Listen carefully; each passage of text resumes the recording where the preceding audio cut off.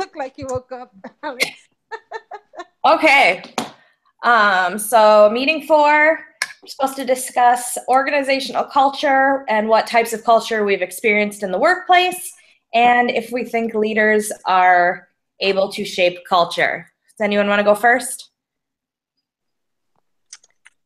Well, I've had so many jobs in the past that it's hard to define one unique culture. Like I used to work a long time ago at a retail store. I won't name the name, but it was the most hostile work environment. It was like a all female work crew. I mean, everybody was managers, everybody was female.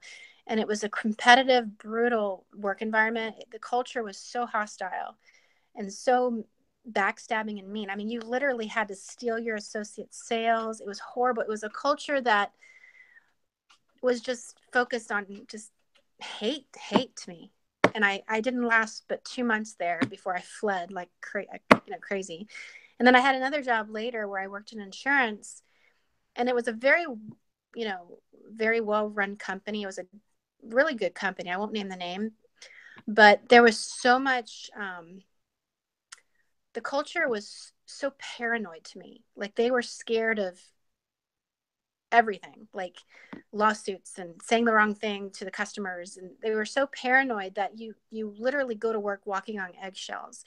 The actual work environment itself was not unpleasant. People were very professional and so on. It was just paranoid. And then I had one job. It was great. It was at a craft store. I won't name the name, but it was the most wonderful work environment. I didn't make any money there, but I loved everything about that job. People were so nice and warm and friendly. And just the way we communicated with each other, it felt like just one happy family. So so when they talk about culture in the textbook, it's so diverse. It's like, it's hard to define. It's, I don't know, a work culture is just too diverse. It's just too hard to define to me. Anyway, that's what I think. So Awesome. Yeah, that is a lot of different kinds of work environments, and that some of them did not sound good, and especially the all women. I've worked with groups like that before, and it's such a nightmare because you feel like you can't get anything done because everyone's trying to, have little power plays, and it's just such a nightmare. I've also been in or experienced several different kinds of workplace culture. The one I'm in right now, I would say, is a very negative culture. My boss he's just a jerk, basically, and he puts everyone in a bad mood, and it makes it really difficult to get anything done because nobody wants to try and do anything new because they know that he only likes his ideas. He doesn't want to hear anyone else's ideas. And our kitchen manager, he'll literally, if he wants to try a new special, he'll tell me to tell the boss, but say that it was my idea because he knows that if it comes from him, it's going to get shot down. So it's very difficult, and I feel like we don't get anything done that we need to. In my old job, when I first started there, it was really engaging and it was really positive, and I felt like everyone got along really well. And I just felt like it was a really welcoming environment, and everyone was kind of like encouraging everyone else to learn and try different things. And I was kind of a floater between different departments, so I did get to try a lot of different things, and I feel like every department was just really welcoming, and we got to, we got a lot of great stuff done that needed to. But as time progressed there, I could kind of see more of the political aspect of it coming through, and there were a couple of things that happened that I didn't agree with, and so I finally left just because it was getting too much for me. My current job, but with my old boss, was probably the greatest work culture environment that I've ever been in. Everyone just really enjoyed working together and spending time with each other, and we all would joke around, and everyone was just lighthearted, and nobody ever really got too negative about anything, which was quite the change from how it is now. And I definitely think that leaders can affect workplace culture. I don't think they're the only thing that impact what goes on, but I think they do play an important part, because I feel that the way that certain leaders behave or lead the group kind of affects the culture. So like, if obviously like my boss now, he's really negative and he really, is hard on us. So none of us have a good time at work. We all dread going in. And my old boss at my other job, she was very much about like trying innovative new things to get things done. And it was just really fun. And she was encouraging creativity, and it was just a great environment to be in. And I think the leadership has a lot to do with that.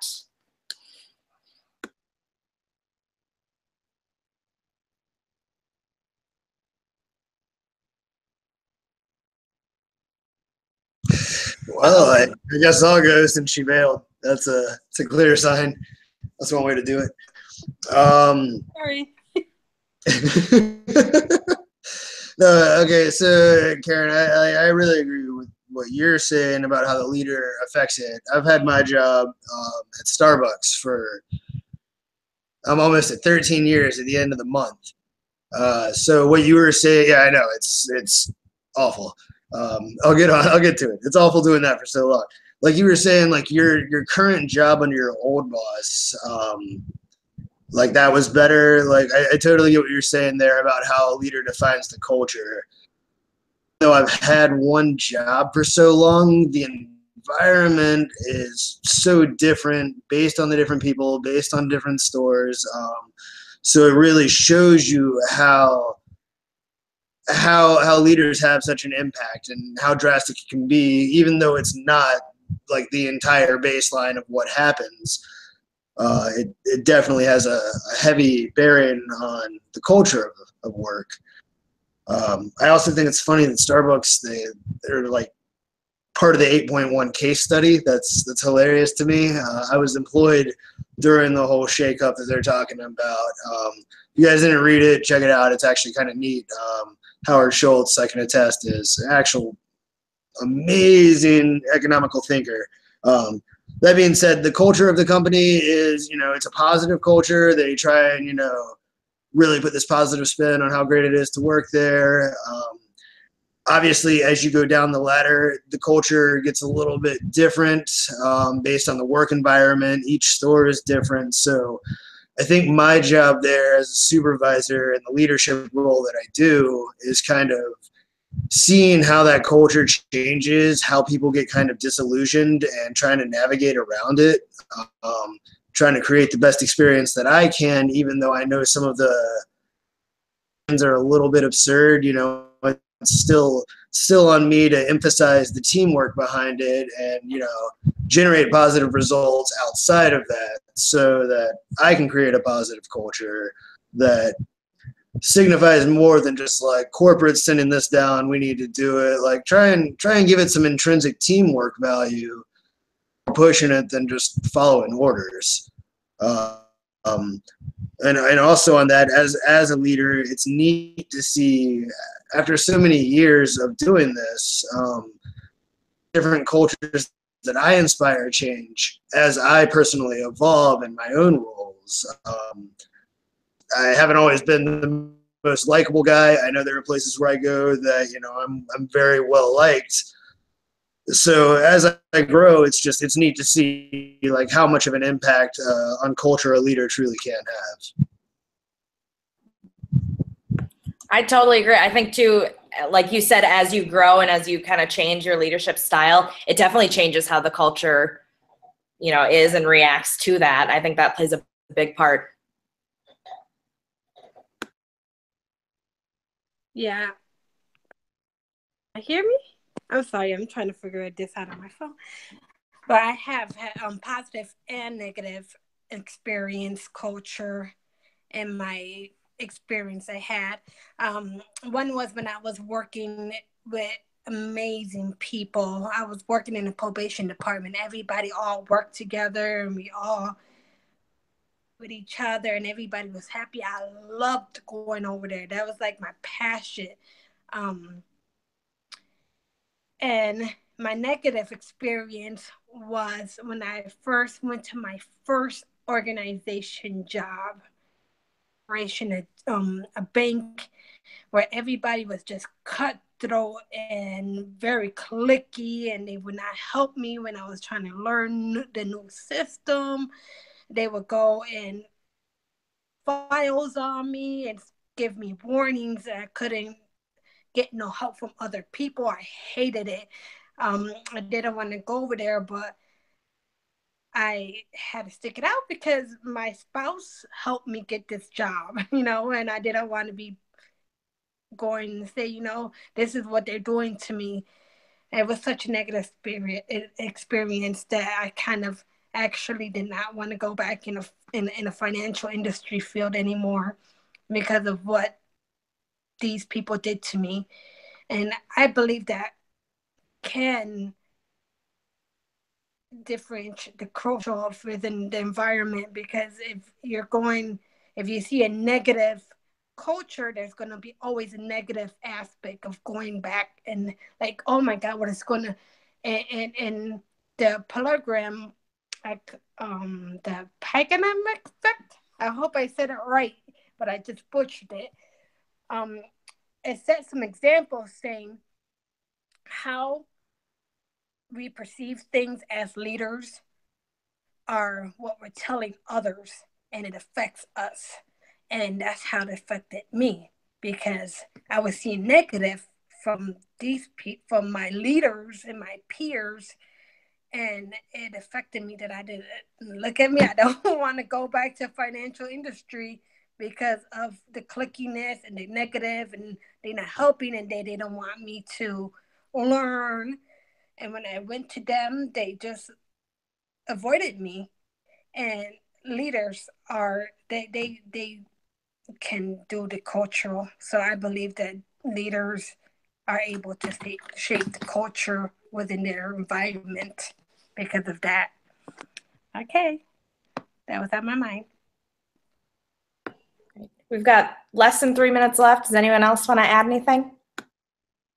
Yeah, the one thing I've learned, I mean, maybe you've all learned it too in your life, but the one thing I've just really sticks in my head is I've had jobs where the job itself was horrible, just a horrible, horrible job. Maybe it could be because it's mundane and just boring or just sucks the life out of you. But the people are so wonderful. You love going to work anyway. Because you get to be around all those great people. And then I've had in the past really cool jobs, like super, super cool jobs that make people envious that they don't have a job like that too, where I hated coming to work because people made me miserable there. I mean, it was like torture. It's like going to hell. But the job was cool. And it's like you have to decide, well, do I really want a cool job or do I really just want a job where the people are great, even if the job sucks? I mean, you have to ask yourself those questions. It's what's kept me from, working at some jobs in the past, like jobs that I thought were, well, totally cool, and people would be so envious of me if I got a job there. But then I realized after hearing about the work culture, I'm like, no way. No, I've heard some bad things. So it's like I make this decision based on the people in the organization more than I do the job itself, because that means everything. Because you spend your whole life working. If you're going to work your whole life, love the people you work with. That's just my opinion.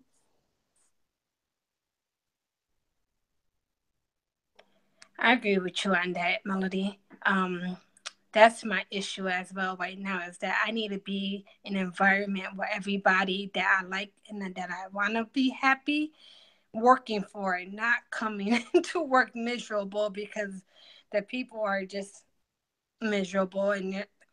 But I'm with you right with what you said. So. I think a lot of what you're saying there too. It's I think you said it on your first turn. The stakes kind of determine a lot of what the culture is. If you have a job that you really enjoy but you're not getting paid as much, like obviously, like you can make a correlation that the stakes are lower, people enjoy themselves more. So I mean, same thing with looking towards the people who work there versus the job itself, like using that, like those are the stakes for you. Like what's it worth more to you? And I think what it's worth to people kind of affects the culture that they bring to the table too. So I just, just wanted to chime in with that. Awesome. Great job. I'm going to end it right here.